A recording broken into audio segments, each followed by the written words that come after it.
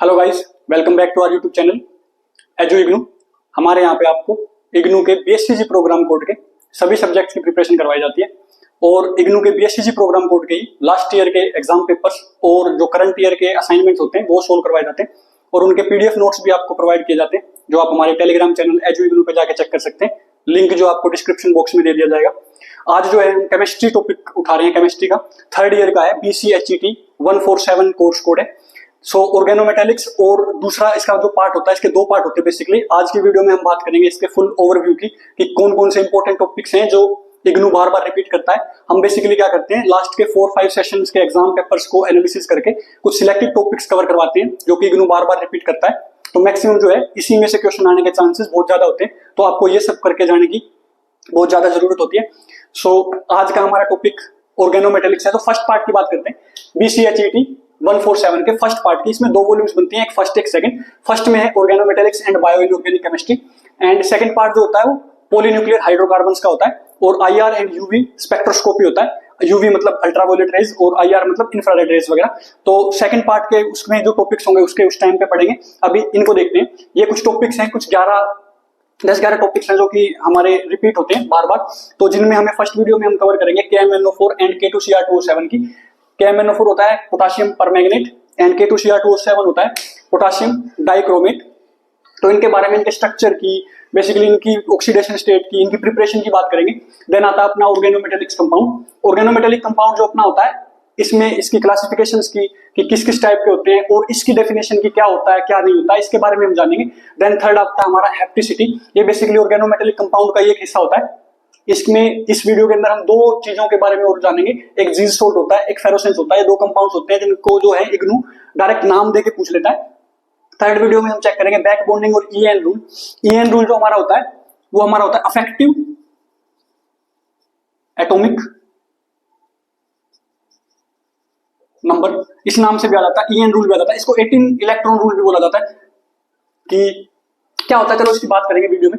Then हमारी fifth video में हम कवर करेंगे मेटेलिक कार्बोनिल्स की। Then next stretching frequency of carbonyls. इससे जो है वो क्वेश्चन बार बार रिपीट होते हैं। इसकी प्रॉपर्टीज से कि कैसे कैसे क्वेश्चन बनते हैं वो चेक करेंगे हम, क्वेश्चन जब दे लेंगे इनके। नेक्स्ट में देखेंगे हम elements found in human body. कौन कौन से जो है एलिमेंट्स जो है ह्यूमन बॉडी के अंदर फाउंड किए जाते हैं। आयंस की फॉर्म में भी मिलते हैं, नॉर्मल भी मिलते हैं। जैसे मान लो आयरन है, कैल्शियम है, ये सारे के सारे जो एलिमेंट्स हैं वो हमारी ह्यूमन बॉडी के अंदर पाए जाते हैं। इनमें से कुछ जो होते हैं वो टॉक्सिक नेचर के होते हैं, जो हार्मफुल होते हैं। कुछ जो होते हैं एसेंशियल होते हैं, जो कि यूजफुल होते हैं, जो कि जरूरत होती है। कुछ होते हैं नॉन एसेंशियल होते हैं, जो कि जरूरत तो नहीं होती बट कुछ मात्रा में हार्मफुल नहीं होते। तो उन्हीं सब के बारे में हम यहाँ पे पढ़ेंगे। टॉक्सिक बिहेवियर भी पढ़ेंगे एंड जो एसेंशियल नॉन एसेंशियल है वो भी पढ़ेंगे। देन नेक्स्ट फर्दर हमारा टॉपिक आता है सोडियम पोटेशियम पंप का। इसके अंदर हमें चेक करना होता है कि हमारी जो सेल मेम्ब्रेन होती है उसके अंदर सोडियम और पोटेशियम की जो इन एंड आउट का जो प्रोसेस होता है पूरा वो पढ़ना होता है। देन हम क्लोरोफिल के बारे में पढ़ेंगे। इसके अंदर जो हमारा एलिमेंट यूज होता है मैग्नीशियम होता है, वो कैसे जो स्ट्रक्चर होता है, क्या होता है, प्रोसेस होता है, वो पढ़ेंगे। देन हमारा जो मोस्ट इंपोर्टेंट टॉपिक आता है हेमोग्लोबिन का एंड मायोग्लोबिन का। इनका डिफरेंस भी पूछा जाता है और इनके बारे में भी पता किया जाता है, पूछा जाता है। सो हेमोग्लोबिन और मायोग्लोबिन दोनों के अंदर हमारा आयरन होता है। इनकी जो कैपेसिटी होती है ऑक्सीजन को लेकर जाने की, वहां से भी क्वेश्चन बनता है। एंड इनका एक हेमोग्लोबिन क्या आता है, बोर इफेक्ट आता है। ये टॉपिक भी पूछ लिया जाता है कभी कभार 2 नंबर के अंदर डायरेक्ट डेफिनेशन देके, तो इसके बारे में भी हम पढ़ेंगे। तो ये बेसिकली हमारा जो है फर्स्ट यूनिट के इंपॉर्टेंट टॉपिक्स हैं, 11 टॉपिक्स हैं, तो इनके बारे में हम चेक करेंगे। नाउ सेकंड जो यूनिट हमारी बन रही है उसके बारे में चेक करेंगे, पॉलीन्यूक्लियर हाइड्रोकार्बन्स। ये बेसिकली जो है ऑर्गेनिक केमिस्ट्री की थी। यहाँ पे जो हमने पढ़ा है ये बायो इनऑर्गेनिक केमिस्ट्री के बारे में था। तो चलिए उसके टॉपिक्स चेक करते हैं इंपॉर्टेंट। इनका स्क्रीनशॉट ले लीजिएगा। सो गाइस नेक्स्ट वॉल्यूम के अंदर, नेक्स्ट पार्ट के अंदर हम बात करेंगे पॉलीन्यूक्लियर हाइड्रोकार्बन्स की। तो उसके भी कुछ 5-7 इंपॉर्टेंट टॉपिक्स बनते हैं, तो उनको भी देख लेते हैं एक बार। तो फर्स्ट टॉपिक हमारा बनता है active methylene group. Active methylene group में सबसे पहले पता करेंगे कि एक्चुअल में होता क्या है। देन इसके बाद इसकी रिएक्शंस की बात करेंगे। इंपॉर्टेंट है, इसकी रिएक्शंस आ जाती है 5 नंबर में कभी कभार।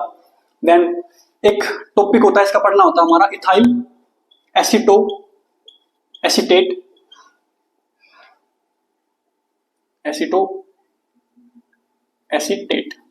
Ethyl aceto acetate. ये कंपाउंड होता है। इसकी रिएक्शंस के बारे में हमें पढ़ना होता है, इसके IUPAC नेम के बारे में हमें पढ़ना होता है। तो बेसिकली इस पूरे टॉपिक के अंदर हम मिथिलीन ग्रुप के बारे में बात करेंगे, एक्टिव मिथिलीन ग्रुप के बारे में बात करेंगे। नेक्स्ट टॉपिक हमारा बनता है polynuclear hydrocarbon. Polynuclear aromatic hydrocarbons क्या होते हैं कि किसी किसी के अंदर, जैसे हमने बेंजीन की बात करें तो बेंजीन के अंदर सिर्फ एक रिंग होती है, उसके अंदर वो एरोमेटिक रिंग होती है। ऐसे पॉलीन्यूक्लियर हाइड्रोकार्बन्स के अंदर पॉलीन्यूक्लियर एरोमेटिक हाइड्रोकार्बन्स के अंदर क्या होता है, एक से ज्यादा एरोमेटिक रिंग्स होती हैं जो आपस में जुड़ी हुई होती हैं। वो किसी भी फॉर्म में जुड़ी हुई हो सकती हैं, एक्लिप्स्ड फॉर्म में भी होती हैं, कई बार स्टैगर्ड फॉर्म में भी हो जाती हैं। तो इसमें हम उन्हीं की बात करेंगे पॉलीन्यूक्लियर हाइड्रोकार्बन्स की। सबसे पहले इनके हम नोमेनक्लेचर की बात करेंगे कि कैसे कैसे नोमेनक्लेचर, नेमिंग इनकी कैसे की जाती है, देन कितने टाइप्स के होते हैं वो भी बात करेंगे। देन इसी का एक पार्ट आता है नेफ्थलीन। नेफ्थलीन एक पॉलीन्यूक्लियर एरोमेटिक हाइड्रोकार्बन है, इसके बारे में क्वेश्चन हमेशा पूछे जाते हैं। अल्फा नेफ्थलीन और बीटा नेफ्थलीन दो फॉर्म में पाया जाता है, तो दोनों की हम बात करेंगे, इनकी रिएक्शंस की हम बात करेंगे। देन हम फर्दर प्रोसीड करते हैं नेक्स्ट पे, heterocyclic hydrocarbons. Heterocyclic hydrocarbons basically क्या होते हैं, इनके बारे में हम डिस्कशन करेंगे कि एक दो एलिमेंट्स जो होते हैं वो अलग हो जाते हैं कार्बन से रिंग के अंदर। तो इसमें जो होते हैं वो तीन अलग अलग तरह के हमें पढ़ना होता है। एक होता है फ्यूरान, एक होता है पायरोल, देन एक होता है पायरिडीन।